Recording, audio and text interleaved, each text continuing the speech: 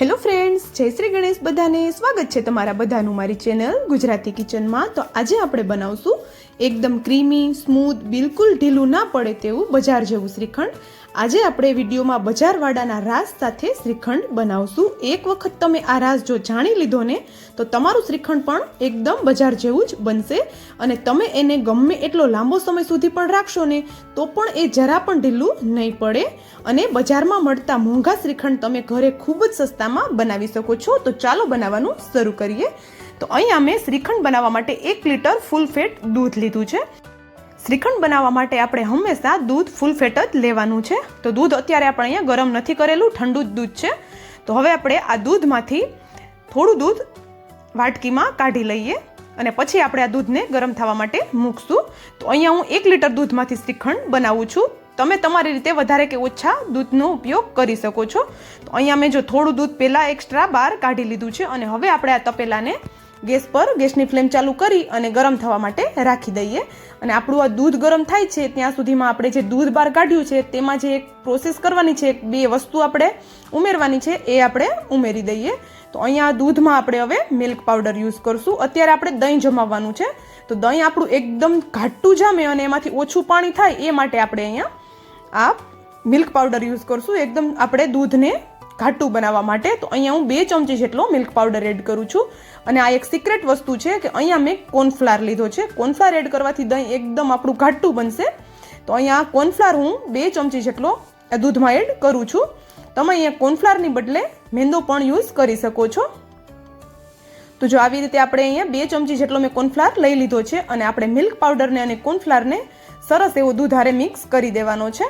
તો અહીંયા આપણે એકદમ ગાંઠા ન રહે એ રીતે સરસ એવું મિક્સ કરી લઈશું.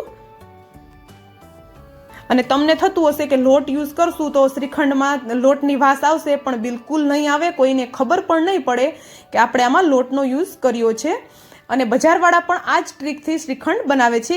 લોટ આપણે મિક્સ કરતાં કરતાં વચ્ચે વચ્ચે દૂધને આપણે હલાવતા રહેવાનું છે ક્યારેક ક્યારેક, નહીંતર દૂધ આપણું તળિયે બેસી જશે અને આપણા શ્રીખંડમાં વાસ આવશે. તો જો આવું સ્મૂધ એવું આપણે આને બનાવી લીધું છે. ગાંઠા બિલકુલ આપણે આમાં નથી રહ્યા. તો દૂધ પણ આપણું સરસ એવું હવે ગરમ થવા જ લાગ્યું છે.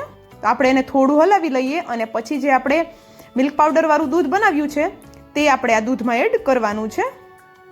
તો જો એક હાથથી આપણે આ દૂધ એડ કરતા જઈશું અને એક હાથથી આપણે તપેલામાં જે દૂધ ગરમ થાય છે તેને હલાવતા જઈશું. તો આ રીતે આપણે બધું દૂધ એડ કરી દેવાનું છે. આવી રીતે આપણે બધું દૂધ એડ કરી દીધું છે અને આપણે હવે 1 મિનિટ જેવું આને દૂધને પકાવશું. ગેસની ફ્લેમ ચાલુ રાખી અને 1 મિનિટ જેવું આપણે આને થવા દઈશું અને પછી આપણે ગેસની ફ્લેમ બંધ કરી દેવાની છે અને દૂધને એકદમ સરસ એવું ઠંડુ થવા દેવાનું છે અને પછી જ આપણે તેને મેળવશું દહીં બનાવવા માટે.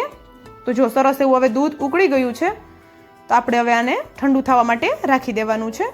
અને એ વાતનું આપણે ખાસ ધ્યાન રાખવાનું છે કે દૂધ આપણું ઠંડુ થઈ ગયા પછી જ આપણે તેમાં મેરવણ નાખવાનું છે, નહીંતર આપણું દૂધ ફાટી જશે અને દહીં એનું નહીં બને, શ્રીખંડ આપણું સારું નહીં બને.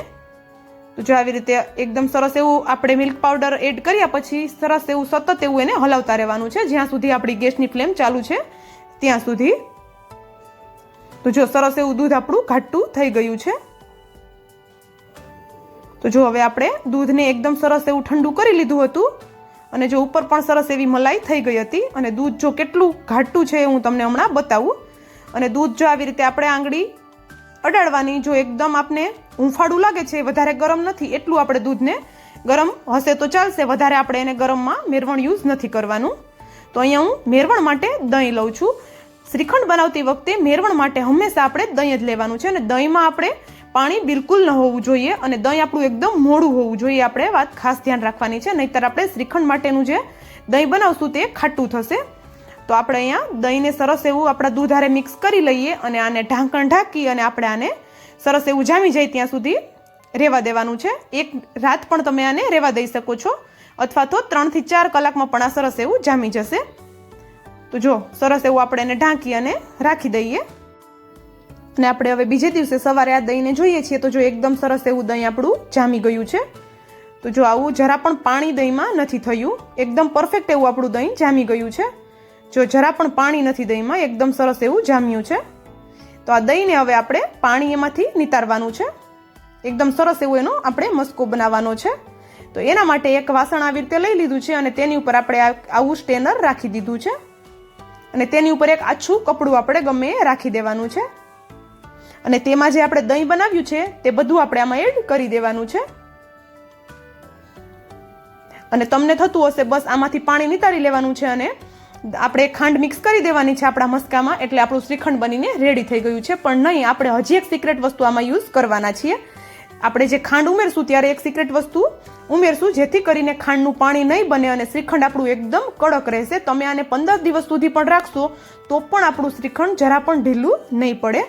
તો વિડીયો તમે પૂરો જોજો પરફેક્ટ શ્રીખંડ બનાવવા માટે. તો હવે આપણે આવી રીતે કપડાની એક પોટલી જેવું બનાવી લેવાનું છે અને આપણે એને આવી રીતે ફેરવતું જવાનું છે જેથી કરીને તે ટાઈટ થશે અને એમાં જે આપણે દહીંમાં રહેલું પાણી છે તે થોડું થોડું નીચે નીકળી જશે.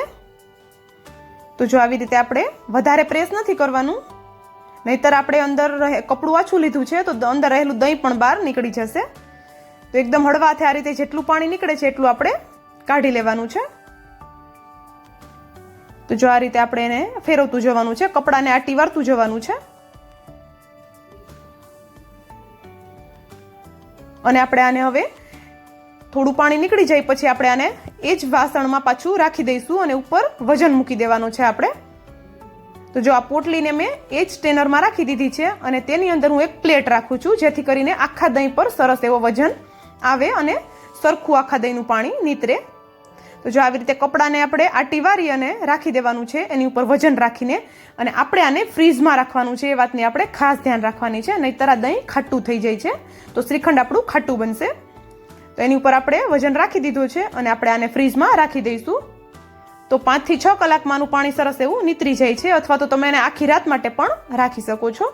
તો જો અહીંયા હવે આપણે જોઈ લઈએ કે આપણા દહીંમાંથી પાણી નીતરી ગયું છે કે નહીં. તો જો સરસ એવું પાણી નીતરી ગયું એવું દેખાય છે આપને. તો જો પ્લેટ આપણે હટાવી લઈએ ઉપર જે રાખી હતી એ.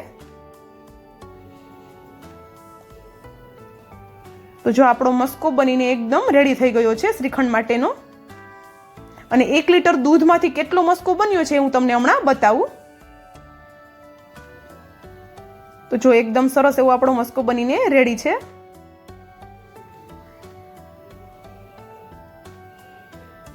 તો આવી રીતે તમે શ્રીખંડ બનાવીને ફ્રીઝરમાં સ્ટોર કરીને રાખી પણ શકો છો. આવી રીતે ઘરે બનાવવાથી શ્રીખંડ એકદમ સસ્તું બને છે અને એકદમ પ્યોર આપણે ઘરે બનાવી શકીએ છીએ. તો જો આપણો આ મસ્કો 1 લીટર દૂધમાંથી આટલો બધો મસ્કો બનીને રેડી થઈ ગયો છે. અને તમને જો વિડીયો પૂરો જોયા પછી પસંદ આવે ને તો વિડીયોને એક લાઇક અને ચેનલને સબસ્ક્રાઇબ જરૂરથી કરી દેજો અને બેલ આઇકોનને પણ પ્રેસ કરી દેજો જેથી કરીને આવી જ નવી નવી રેસીપીની નોટિફિકેશન તમારા સુધી પહેલા આવે. તો જો મસ્કો હું તમને બતાવું કે કેટલો બધો સરસ કડક આપણો મસ્કો બનીને રેડી છે. તો જો એકદમ સરસ એવો કડક આપણો મસ્કો બનીને રેડી થઈ ગયો છે.